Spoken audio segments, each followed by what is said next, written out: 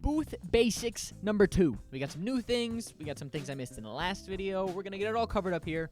We're going to do so rapid fire. If you haven't seen the first Booth Basics video, it will be the top link in the description, which I recommend you watch immediately.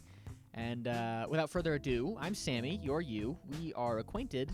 Let's get started. There is now a sign-up sheet for the Nest. You want to use it? Schedule a time right here. No need to sign up in advance, though if you don't, you may show up while it's already occupied. Write your name down here and check here when you're finished using the Nest. There's also a sheet for Friday sign-ups if you want to come in past your typical weekdays and use it then. Where are either of these papers, I hear you asking? I'm not immediately sure, but when a spot for them is found, they will be directly outside of the Nest stores at all times. Would you look at that? We got another paper. Whenever taking equipment out of the Nest or bringing equipment in, this sheet is now the spot to track it so we don't lose anything. Say, if you're borrowing a camera from a yearbook, put your name down here, the item you're taking here, and the date here. Additionally, I implore you to read the paragraph at the top of the page. It explains things more thoroughly, kind of. Now, the audio interface situation we've got going on back here is not the most immediately intuitive piece of equipment we have, so I'm going to go over some of the knobs and explain something that I absolutely missed in the last basics video. These are your microphone inputs and their respective volume controls.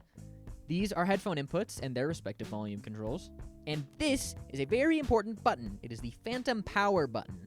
Our main microphone here inside of the booth does not work without additional external power. So if ever you find the microphone is not working, no matter what you do, press the phantom power button. Now, as the little piece of paper says right here, whenever you save anything on this computer, make sure it ends up in any of the student folders on the desktop. Inside of the student folders, you'll see additional folders with students' names on them.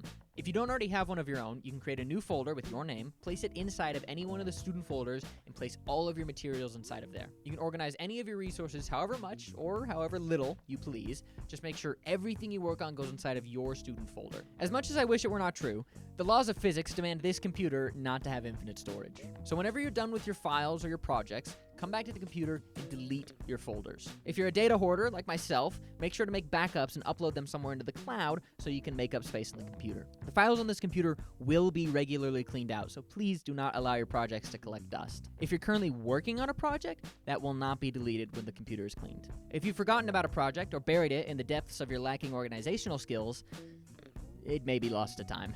And thus, once again, is everything you need to know about the Nest. Remember to check out our channel for further tutorials on gear, programs, doohickeys, whatchamacallits, all the good stuff. And I'm gonna get back to work.